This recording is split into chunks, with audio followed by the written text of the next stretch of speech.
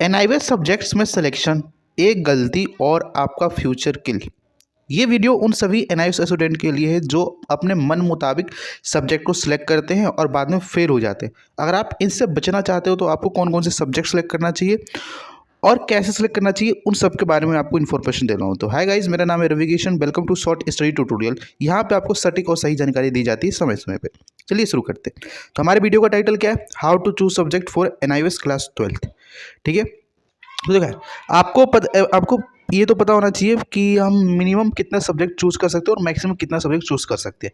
तो देखो, क्लास 12 में पास होने के लिए मिनिमम 5 सब्जेक्ट की रिक्वायरमेंट होती है और इसमें एक सब्जेक्ट जो होता है हमारा लैंग्वेज होना कंपल्सरी होता है और हम मैक्सिमम 7 सब्जेक्ट चूज कर सकते हैं। ठीक है, तो मिनिमम आप 5 सेलेक्ट कर सकते हो और 5 में से 4 जो होगा वो आप कोई सब्जेक्ट सेलेक्ट कर लो, बट 5वां जो होगा वो आपका लैंग्वेज सब्जेक्ट होना चाहिए। अगर ये नहीं हो तो आप पास नहीं कहलाओगे। तो अब बात करते हैं कौन कौन से सब्जेक्ट हमें सेलेक्ट करने हैं। तो मिनिमम कितना सेलेक्ट कर सकते हैं? 5, मैक्सिमम 7। 7 ज़्यादा आप सब्जेक्ट सेलेक्ट नहीं कर सकते, 7 ज़्यादा सब्जेक्ट। अब बात करते हैं सर एनआईवीएस का सब्जेक्ट कैटेगरी कौन कौन से आते हैं। तो देखो, एनआईवीएस में जो होते हैं ना, 3 तरीके से आपके डिवाइड होते हैं, group A, group B, group C. Group A में कौन से होते हैं? ग्रुप ए में जो होते हैं वो लैंग्वेज सब्जेक्ट होते हैं, लाइक आपका हिंदी हो गया, इंग्लिश हो गया, उर्दू हो गया, संस्कृत हो गया। इसमें से आप मैक्सिमम 2 सेलेक्ट कर सकते हो। ठीक है, या तो आप हिंदी सेलेक्ट कर लो या फिर आप इंग्लिश सेलेक्ट कर लो। ठीक है, अब ग्रुप बी जो होता है वो कोर सब्जेक्ट होते हैं। कोर सब्जेक्ट कौन कौन से होते हैं? जो मेन सब्जेक्ट होते हैं, लाइक आपका मैथमेटिक्स हो गया, फिजिक्स हो गया, केमिस्ट्री हो गया, साइंस के बच्चों के लिए हो गया। और अगर एसएसटी के बच्चे आर्ट्स के बच्चे हैं तो उनके लिए हिस्ट्री हो जाएगा, पॉलिटिक्स हो जाएगा, ज्योग्राफी हो जाएगा। कॉमर्स के बच्चे तो उनके लिए अकाउंटेंसी, बिजनेस, इकोनॉमिक्स, ये सारे उनके कोर सब्जेक्ट हो जाएंगे। वोकेशनल सब्जेक्ट कौन से होते हैं? वोकेशनल सब्जेक्ट जैसे कि आपके डाटा एंट्री ऑपरेशन हो गया, बिजनेस स्टडीज हो गया, ये आपके वोकेशनल सब्जेक्ट्स में आते हैं। ठीक है, तो जनरली जो बच्चे क्लास एनआईवीएस से क्लास 12 करते हैं वो वोकेशनल सब्जेक्ट को प्रेफर नहीं करते। मैं भी बोलता नहीं कि आप प्रेफर करो वोकेशनल सब्जेक्ट। आप क्या कर सकते हो, जो 4 सब्जेक्ट है ना आपके, 4 कोर सब्जेक्ट, जो 4 सब्जेक्ट है वो आप कोर सब्जेक्ट ले लो। ठीक है, और एक आपका कौन सा ले लो? Language subject. लैंग्वेज सब्जेक्ट में हिंदी, इंग्लिश, जो भी आपको संस्कृत आती है संस्कृत ले लो, उर्दू आती है तो उर्दू ले सकते हो। ठीक है, अब बात करते हैं सर सब्जेक्ट चूज करते समय में कौन कौन से बातों का ध्यान रखना चाहिए। ये नहीं कि भाई मैं अपने दोस्त के बहकावे में आकर साइंस ले रहा हूँ, अब कॉमर्स ले रहा हूँ, आर्ट्स ले रहा हूँ। नहीं, आपको अपना इंटरेस्ट देखना है कि भाई मेरा इंटरेस्ट होता है इन सब्जेक्ट में, तो मुझे इन सब्जेक्ट को चूज करना चाहिए। तो देखो, पहला इंटरेस्ट देखना है कि देखो यार, जो सब्जेक्ट पढ़ने में आपको अच्छा लगता है आप उन्हीं सब्जेक्ट को तैयारी करो, उन्हीं सब्जेक्ट को प्रिपेयर करो। अब मान लो यार मुझे मैथ से बहुत डर लगता है, मैंने मैथ्स ले ली, तो भाई तो मैं फेल ही तो होऊंगा। कोर सब्जेक्ट अगर इसमें पास नहीं हुआ तो मैं फेल कहलाऊंगा। तो मैथ्स आप मत लेना, अगर वीक है तो, अगर स्ट्रॉन्ग है तो भाई जरूर अच्छी बात है मैथ्स लो।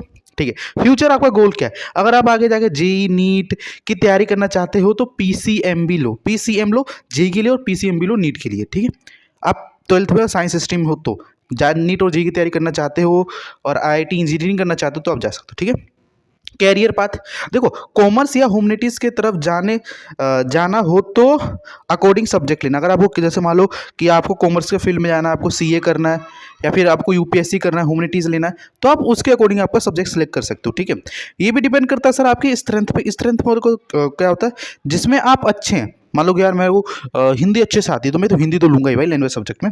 मैथ्स मेरे को बहुत अच्छे तरह आती है तो मैं तो मैथ्स तो भाई कंपल्सरी लूंगा ही लूंगा। ठीक है, तो मैं मैथ्स लूंगा ही लूंगा। तो आपको ये चीज़ देखना पड़ेगा। वर्कलोड क्या होता है, एक ही समय पे ज़्यादा टफ सब्जेक्ट अवॉइड करें। देखो यार, एक्चुअली होता क्या है ना कि जैसे मान लो कोई बच्चे होते हैं उनकी साइंस वीक होती है, तो जिनके बच्चों की साइंस वीक होती है ज़्यादातर तो उनकी मैथ्स भी वीक होती है। अब वो क्या करेंगे, मैथ्स भी ले लेंगे, साइंस भी ले लेंगे।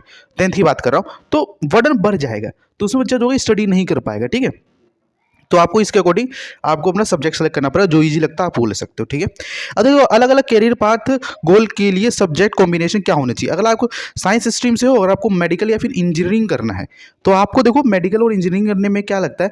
मैं इंजीनियरिंग की बात करूँ, देखो यार फिजिक्स, केमिस्ट्री, मैथमेटिक्स कंपल्सरी होता है। मेडिकल की बात करें तो फिजिक्स, केमिस्ट्री, बायोलॉजी ठीक है होता है। और एक लैंग्वेज सब्जेक्ट आपके पास होना चाहिए जो कि इंग्लिश, और एक एडिशनल सब्जेक्ट आप ले सकते हो जो कि है डाटा एंट्री ऑपरेशन, बट मैं ये वोकेशनल सब्जेक्ट है आई थिंक, तो मैं प्रेफर नहीं करूंगा, ये मत लेना। आप इसी के बाद फिजिकल एजुकेशन ले सकते हो।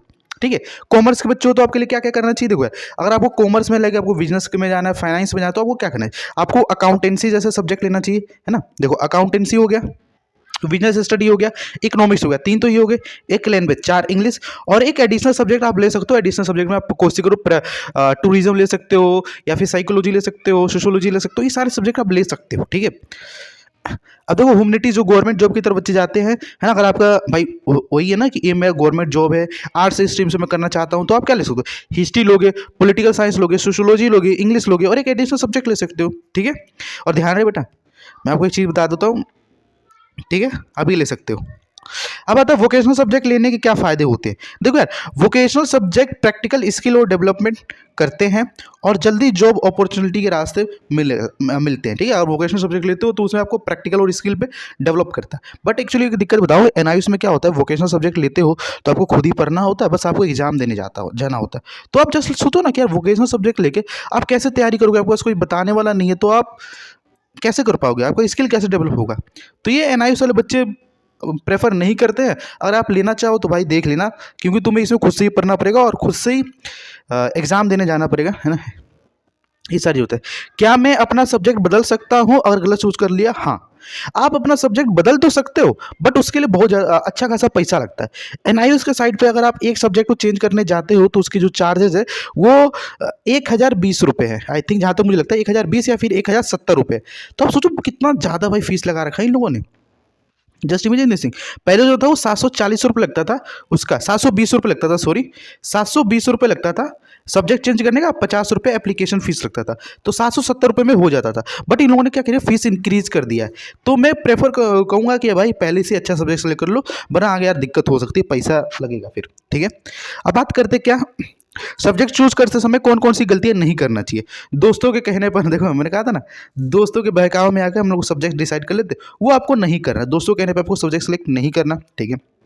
दूसरा क्या करना, सब्जेक्ट का सिलेबस और डिफिकल्टी लेवल बिना समझे सिलेबस सेलेक्ट कर लेना। मतलब भाई कोई सब्जेक्ट कितना डिफिकल्ट है, कोई कितना टफ है, आप बिना उसे समझे भाई मैं ये पढ़ूंगा ये करूँगा, नहीं हो पाएगा भाई, ठीक है। ये होता है। लैंग्वेज सब्जेक्ट को इग्नोर ना करें। भाई देखो, आपको पास होने के लिए एक सब्जेक्ट जो ना, एक लैंग्वेज सब्जेक्ट मैंडेटरी होता है, कंपल्सरी। अगर आप मान लो कि तुमने 5 सब्जेक्ट ले लिया और 5 कोर सब्जेक्ट है, उसमें लैंग्वेज सब्जेक्ट है ही नहीं, तो आप पास नहीं कहलाओगे, आप फेल कहलाओगे, और फेल के लिए कोई मार्कशीट मिलता नहीं है।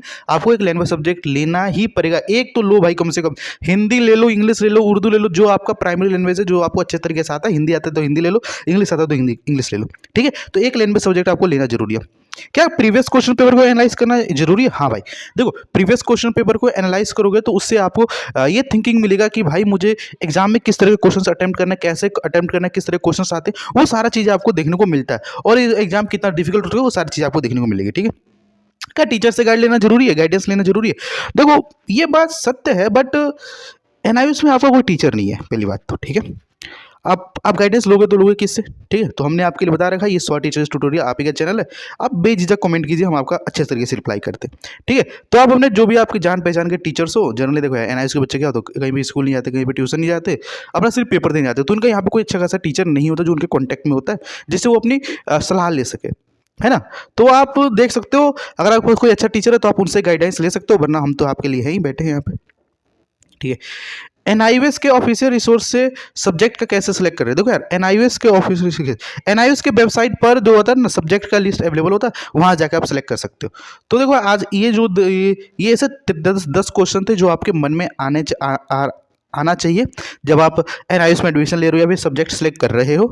तो आज की इस वीडियो को हम यहीं पे एंड करते हैं। तब तक के लिए आपने इस वीडियो को यहाँ तक देखा, तब के लिए TY TQ, थैंक यू। तो हम मिलते हैं किसी नेक्स्ट वीडियो में नेक्स्ट टॉपिक के साथ, तब तक के लिए जय।